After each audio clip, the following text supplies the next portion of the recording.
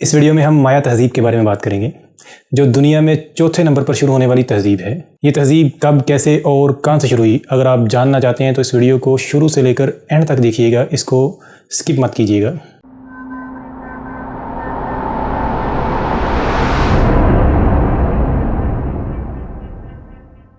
अस्सलाम वालेकुम, आप देख रहे हैं दास्तान माज़ी और मुझे कहते हैं मोहम्मद वसीम। दोस्तों, आज मैं आपके लिए एक और तहज़ीब की दास्तान लेकर हाज़िर हुआ हूँ। इससे पहले हम उस तहज़ीब की बात करें, मैं आपसे गुजारिश करना चाहूँगा कि अगर आपने अभी तक हमारा चैनल सब्सक्राइब नहीं किया या आप फ़र्स्ट टाइम हमारे चैनल पर वीडियो देख रहे हैं तो हमारा चैनल सब्सक्राइब करना मत भूलिएगा और साथ साथ बेल आइकन का बटन भी लाजमी दबाइएगा ताकि हमारी हर आने वाली वीडियो आप तक बआसानी पहुंच सके। इसके अलावा वीडियो को शेयर भी लाजमी किया करें ताकि ये मालूमात और लोगों तक भी पहुंच सके। शुक्रिया। माया तहज़ीब दुनिया में चौथे नंबर पर शुरू होने वाली तहज़ीब है जो लगभग 1700 साल तक दुनिया में मौजूद रही। इसका अरूज ज़माना 2600 कबल मसीह से लेकर 900 कबल मसीह तक बताया जाता है। माया तहज़ीब एक कदीम मैसो अमरीकी तहज़ीब थी जो शुमाल वस्ती अमेरिका में फैली थी। इस इलाके में आजकल मेक्सिको, होंडुरास, बेलीज़, कैम्पचे और ग्वातीमाला की रियासतें मौजूद हैं। अपने अरूज के दौरान इन्होंने बड़ी बड़ी अहरामों की तरह की इमारतें तामीर कीं। माया तहज़ीब बहुत खुशहाली और तेज़ रफ्तारी के साथ तरक्कियाँ कर रही थी। अपने अरूज के दौरान इनकी आबादी 19 मिलियन तक पहुंच चुकी थी।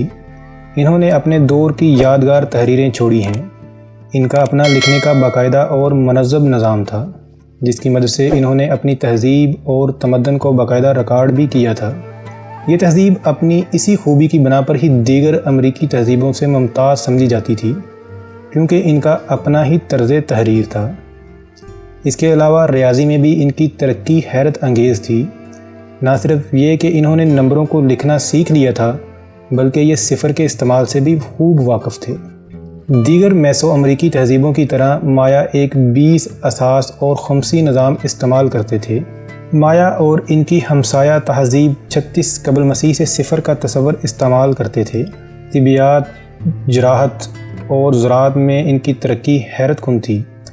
माया कौम शमसी साल की पैमाइश आला दरस्ती से कर चुकी थी जो यूरोप में इस्तेमाल किया जाने वाले ग्रेगोरियन कैलेंडर से ज़्यादा दुरुस्त थे। वो पत्थर में खुदे हुए शमसी कैलेंडर तैयार करते थे। इनका मानना था कि ये दुनिया 11 अगस्त 3140 कबल मसीह को पैदा की गई थी।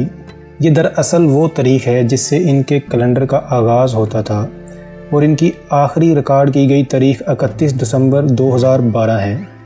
कदीम मायावी लोग खुराक की पैदावार के मुख्तलिफ और जदीद तरीन तरीक़ों से भी वाकिफ़ थे। ये लोग मजहबी तौर पर बाद में अरूज पर आने वाले एज़टेक और इनका की तरह वक़्त की चक्री नौयत पर यकीन रखते थे। रसूमात और तकरीबात आसमानी और अर्ज़ी अशिया से मुंसलिक थीं जिनको कैलेंडर के मुताबिक ख़ास औकात में अदा किया जाता था।